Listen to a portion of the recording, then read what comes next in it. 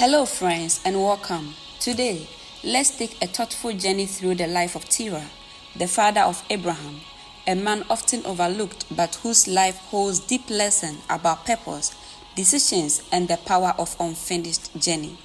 Let's walk through his story step by step and reflect on how his choices still speak to us today. So 1. Terah's background, a man of lineage.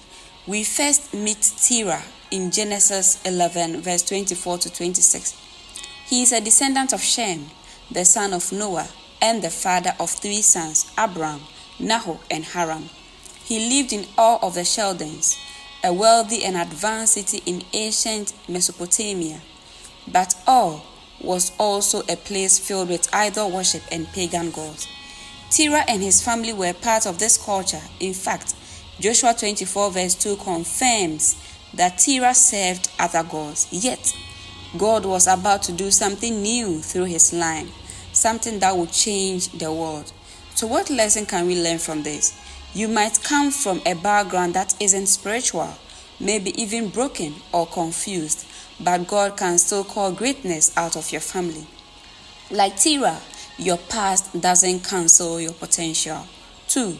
Terah begins a journey to Canaan. You can see this in Genesis 11 verse 31. One of the most surprising moments in Terah's life is when he set out from Ur to go to Canaan. Yes, Canaan, the very land God would later promise to Abraham. But something happened. On the way, Terah and his family stopped in Haran, and they stayed there. Genesis 11 verse 31 says, "But when they came to Haran, they settled there." Terah never completed the journey. He stopped short of God's best. So what lesson can we learn from this? How many times have we started walking in obedience, started chasing God's calling, only to settle halfway? Terah's life reminds us of the danger of spiritual comfort zone. Haran wasn't the destination. It was a pause, not the promise. Don't settle in Haran when God is calling you to Canaan. 3. Terah's family pain, a lost son. You can see this in Genesis 11 verse 28. We also learned that Terah's son Haran died in Ur before the journey even began. This must have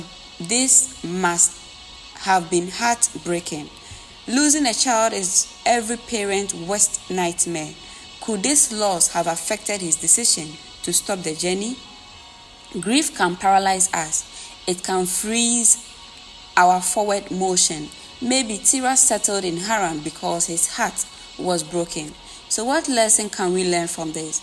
There are many people today stuck in places of emotional pain. Like Terah, we may carry silent grief that keeps us from moving forward.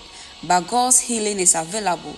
Your pain does not have to become your permanent address. 4. A legacy passed on. Abraham picks up the call. Terah died in Haran at the age of 205. But even though he didn't complete the journey, his son Abraham would. In Genesis 12, God speaks directly to Abraham and says, "Leave your father's house and go to the land I will show you." Abraham obeys and finishes the journey Terah started. This moment is powerful. It shows that even when we fall short, God's plan continues. So what lesson can we learn from this? Maybe you feel like you have missed your moment. Maybe you have made mistakes or stopped short of your calling. But here's the good news.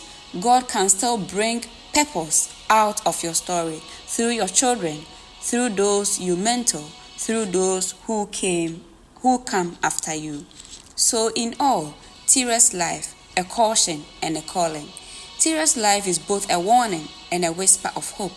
It warns us not to settle short of God's purpose, but it also whispers that God can still use our story even if it looked unfinished.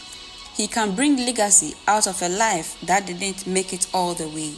You may be in your own Haran right now, comfortable, stuck, or grieving, but today, let Terah's life stir something in your soul. 1. Don't stop where it's safe. 2. Don't settle where it's easy. 3. Keep walking, keep believing. And 4. Canaan is still calling. So final words, Terah may have fallen short, but God's promise lived on through Abraham. Just like that, your unfinished step can still be part of God's bigger story.